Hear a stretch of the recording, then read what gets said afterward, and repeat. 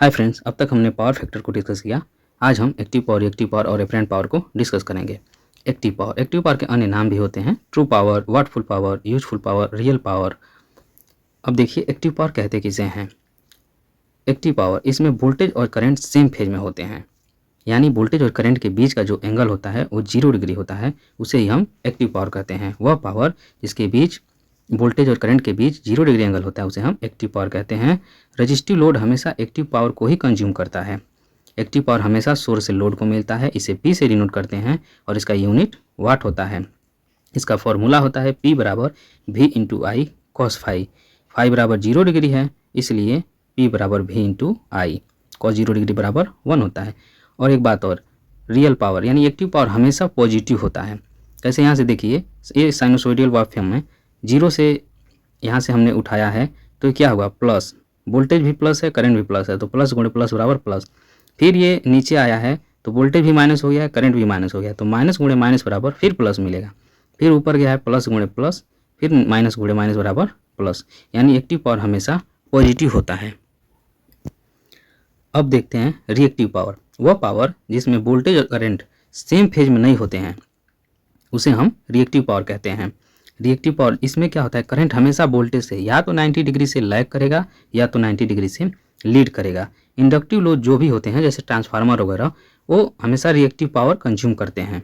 ये पॉजिटिव और निगेटिव दोनों हो सकता है। देखिए यहाँ से, इसको हम झूठा बल भी कहते हैं, झूठा शक्ति भी पावर कहते हैं, झूठा पावर, झूठा शक्ति। यहाँ देखिए 0 डिग्री साइनसॉइडल फॉर्म में 0 डिग्री से वोल्टेज ऊपर जा रहा है, करंट नीचे आ रहा है, तो एक बार वोल्टेज कभी प्लस हो रहा है, कभी करंट माइनस हो रहा है, तो क्या हुआ, यहाँ पे अलग अलग हो जा रहा है। नीचे आने पे वोल्टेज कभी प्लस कभी माइनस, तो प्लस गुणे माइनस बराबर माइनस, इसलिए यह पॉजिटिव और निगेटिव दोनों होता है।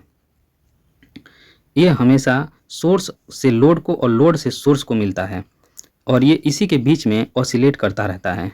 चलिए हम रिएक्टिव पावर का एक अच्छा सा एग्जाम्पल देते हैं, उससे ज़्यादा समझ में आएगा। मान लीजिए जैसे कोई ट्रांसफार्मर है, ट्रांसफार्मर में 2 बाइंडिंग होते हैं, प्राइमरी और सेकेंडरी, ठीक है, और कोर के ऊपर बाइंडिंग लपेटी गई रहती है। जब हम प्राइमरी को सप्लाई से कनेक्ट करते हैं तो होता यह है कि प्राइमरी में करंट फ्लो होता है और फ्लक्स जनरेट करता है, और वो फ्लक्स कोर के ऊपर गति करने लगता है, मोशन करने लगता है। जब वो फ्लक्स सेकेंडरी बाइंडिंग को जाके कट करता है तो सेकेंडरी बाइंडिंग में भी करंट फ्लो हो जाते हैं according to Faraday law. Secondary binding में जब फ्लक्स जाके सेकेंडरी बाइंडिंग को कट करेगा तो उसमें भी करंट फ्लो होने लगते हैं। तो वो करंट जब वो उस वायर के वजह से कुछ करंट फ्लो होते हैं तो वो सोर्स की तरफ आते हैं जिधर से हमने सप्लाई दिया था। वो करंट यानी वहाँ पे क्या करते हैं, रिएक्ट करते हैं। प्राइमरी में भी करंट पहले से उधर सोर्स से लोड की तरफ जा रहा है, लेकिन सेकेंडरी में जो करंट उत्पन्न हुआ वो लोड से सोर्स की तरफ आ रहा है, यानी रिएक्ट कर रहा है। इसे ही हम रिएक्टिव पावर कहते हैं। रिएक्टिव पावर का बहुत ज़्यादा यूजफुल वर्क नहीं है, इसे Q से डिनोट करते हैं और इसका फॉर्मूला होता है Q बराबर V इंटू आई साइन फाई। यूनिट होता है इसका volt ampere reactive VAR। Reactive power also called inductive VAR, capacitive VAR, wattless power भी इसको हम बोलते हैं। चलिए आइए एपरेंट पावर को हम जानते हैं। एपरेंट पावर तो सिंपल सा बात है, the vector sum of active and reactive power is called apparent power.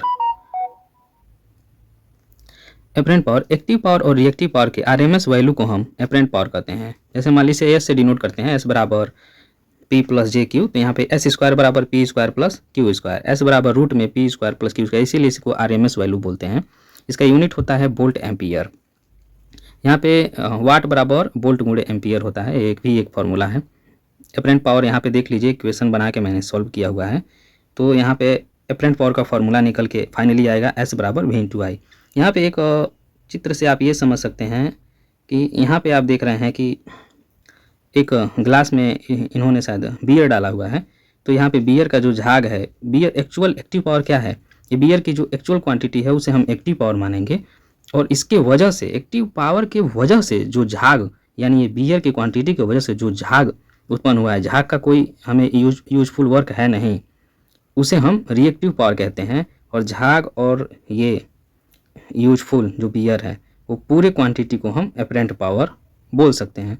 एक समझाने का इन्होंने तरीका दिया हुआ है। Thank you.